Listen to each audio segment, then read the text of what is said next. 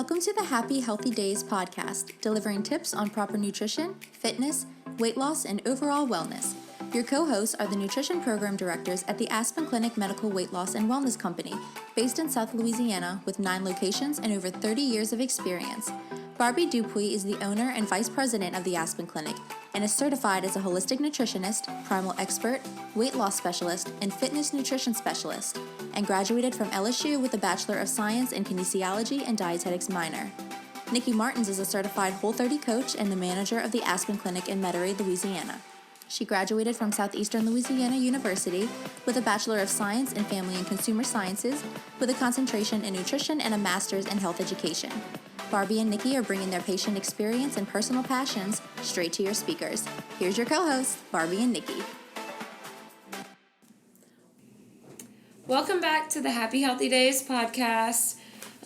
Today's topic that we're going to cover is something that we always get a bunch of questions on, or just people don't really understand how it's supposed to be used, and that is fruit. So one of the big reasons we wanted to cover that right now is just because it's summer, it's 100 degrees in Louisiana right now, and nobody really wants to eat hot food, so people are eating a lot of fruit as like a cool down or a snack by the pool, and if you're trying to lose weight, that might be something that we don't advise. And I think that's probably one of the main things we see when we take new patients for the first time is when we talk about fruits in the class, the first thing they say is, oh my God, I just bought a whole watermelon or a whole pineapple yesterday, so do I need to go home and throw it away? And I think that while fruits are healthy, just like we always say, healthy and weight loss don't always go hand in hand, and fruits, unfortunately, are just incredibly high in sugar. And the big thing with fruit, fruit is a natural sugar, but sugar is sugar at the end of the day. So that's why we like to call fruit nature's candy. So when we're trying to lose weight, no matter what food that you're eating, what we're trying to do is to keep your insulin levels low, and that's going to ensure loss of fat mass. So we want to keep insulin low so that way you can continue to lose weight, because when we're constantly spiking insulin up and down, that's when you're going to start to gain weight, or you're going to be hungry all the time or cranky when you don't eat something. So what we want to do is to keep that level low. And the problem is that most people eat excessive amounts of fruit, so even if you were trying to lose weight, eating a little bit of fruit is okay. It is allowed on our program, but we're going to ask you to choose fruits that are lower in sugar or lower on the glycemic index so that we can keep your blood sugar under control. But not just that, we're going to have it in specific portions to make sure that we're not over consuming it, because one thing is that for weight loss, we may want you to limit fruit a little bit, but if you are an athlete and you're really, really active, or you go to the gym for 2 hours a day, yeah, you can probably eat a little bit of fruit. But if you are overweight or diabetic or trying to lose weight, eating fruit or eating any type of food, whether it's fruit or a donut or whatever it is, that sugar is just going to spike your blood sugar, and that's what we're trying to avoid. Yeah, and I think something else that we typically try to recommend is that if you are going to eat a fruit, to try to consume a healthy fat with it, just to help balance out your blood sugar levels a little bit. So, if you're going to do half of a banana or something, have some peanut butter or almond butter with it, or just whatever you can to kind of balance that out. And also it'll help to reduce sweet cravings in the future, because if you spike your blood sugar that high, as soon as it drops, you're going to crave sugar again. So that's a huge issue that we see with fruits a lot of times as well.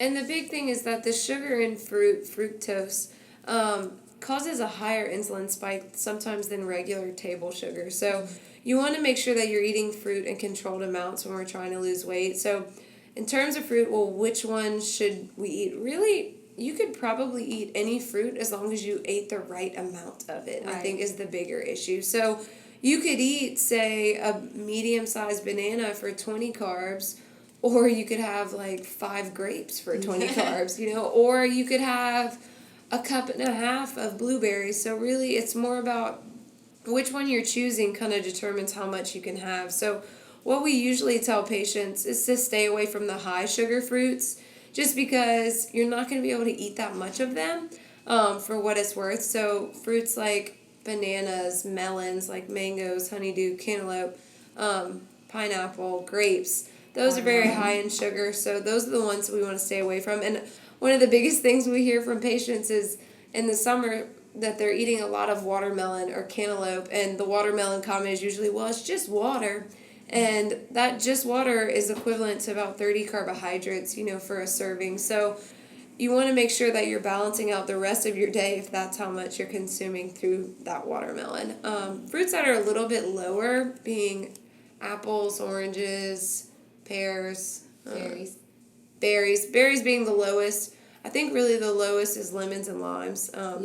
Most of us aren't going to bite into a lemon though, so really berries would be your next best choice. So strawberries actually being the lowest, and then blackberries, blueberries, raspberries also okay too. A lot of people ask also about canned versus frozen versus fresh, and I always just recommend to do the fresh fruit, mainly because we want you to eat the skin and the pulp. That's where all the good, healthy stuff in the fruit is. But also, a lot of times with canned and frozen fruits, you need to make sure you're reading ingredients if you're going to do that, because it's not always just the fruit. There's a lot of times high fructose corn syrup or added sugars, or even if it's just pineapples soaking in pineapple juice, you're still getting extra sugar from the pineapple juice than if you just ate the fresh pineapple. Also with frozen, like Nikki said, you want to look at the ingredients. If it is just frozen berries or just frozen mango, that's still okay, because most of the time fruits, you have to think, we don't grow a lot of fruits here in the United States, so most fruits we transport internationally. They're picked before they're fully ripe, so that way they can ripen along the journey. And then they get here. Most fruits that are frozen, though, are picked at peak ripeness, so you get a little bit more nutrition. Those fruits are a little bit more developed. But like she said, a lot of times they throw in extra sugar and extra things into the frozen packaging, so just make sure you're watching if you're using frozen fruits. A lot of people, too, also ask us about juicing and smoothies and Smoothie King especially. And we always joke and call Smoothie King Sugar King at my office. There's a few girls on my staff especially that used to work at Smoothie King, and they always talk about how the only fresh fruit that they use is bananas, and that they would literally get in trouble if they peeled a banana before it was completely black. And all the other fruit was soaking in sugar. So aside from that, even just making smoothies at home, I think it's important to at least mention that the amount of fruit you're juicing or putting into a blender is probably going to be way more than if you just ate the fresh fruit. And it's also important, I think, to mention that a whole reason that we eat and part of eating is actually chewing and feeling that satiation, and a lot of times just drinking your fruits isn't going to provide the same thing that actually chewing and eating it and everything would, and keep you fuller longer. And whenever you and we can get into fruit juices, it's on the same lines. If you're drinking a fruit juice, a lot of people like to start their morning with orange juice or something, thinking that that's the healthy way to start your day, but really the juice of the fruit is just the sugar portion of it. When you don't eat the skin, you're losing the fiber, and that's the best part of the fruit. And especially with smoothies, I know a lot of people that try to lose weight and they'll start drinking smoothies for breakfast.